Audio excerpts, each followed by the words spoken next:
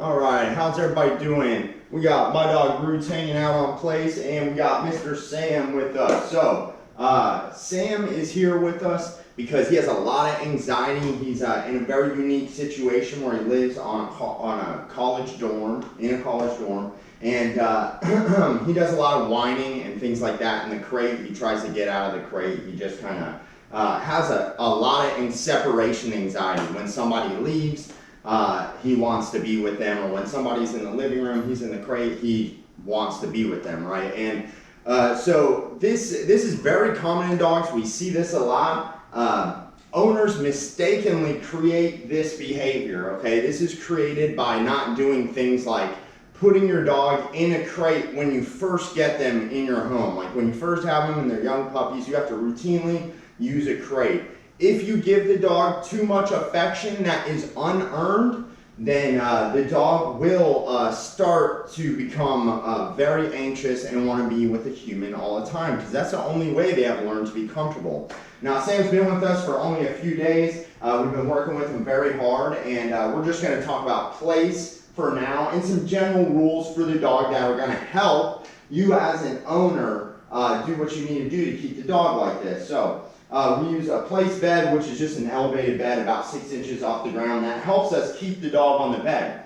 So if this dog wants to get off, he has to actually like jump off. So that gives me a moment to actually correct the dog if he goes to do that. Rather than a flat bed on the ground, the dog will just walk right off of. That's why we do not use it. So I'm going to show you how we practice place with him. And so just because I grab the leash doesn't mean the dog can come off. I'm always ready to use the leash to correct the dog if he goes to move before I tell him. Good boy. So you see why I'm giving him praise now. Good boy, good place, because I'm picking up the leash. He's not moving. That's good. He's been listening. He's doing a good job. Good boy. Good place. And then I say, okay, heel. And then see how he's not coming with me, so I just give him a little tug, heel. Come on. A little encouragement, good. And then if he doesn't stop right here, I just give him a little correction. Now, you remember the first day we did where I just kind of walked around. I just want the dog to listen to the pressure of the leash and to just kind of follow me. The reason we do that is to now get this behavior from the dog, heel. So now the dog has a better idea of what I want from him on the leash. It means follow me. That's what we're trying, heel. That's what we're trying to get from the dog. The first day we're trying to teach him, hey man, good boy, just follow me, just follow me where I go. He's doing a really good job. Now, different dogs learn different. So a lot of dogs come in, the first thing we start doing with them is we teach them the pressure on the leash, and then we teach them how to sit. This dog, he's been with another trainer before, and as far as I can tell, this dog's had problems everywhere since I've been with him. Like he doesn't go in the crate on his own. He doesn't stay quiet in the crate. Like anything you do with him, he's used to resisting and then getting his way. Therefore, the dog always resists. Now he looks very compliant now because we've been working with him. Heel. Good job, buddy. Good boy.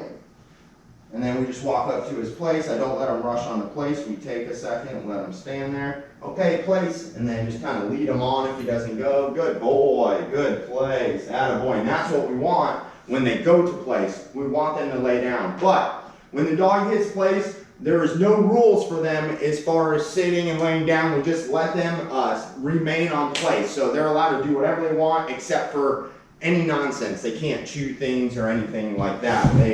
They have to behave. We want him to mimic my dog. That's what we want him to do. But he's doing a good job. So the way I'm working the dog right now is just getting him on and off place and doing heel with him. Okay, heel. Good boy. You see how the first time?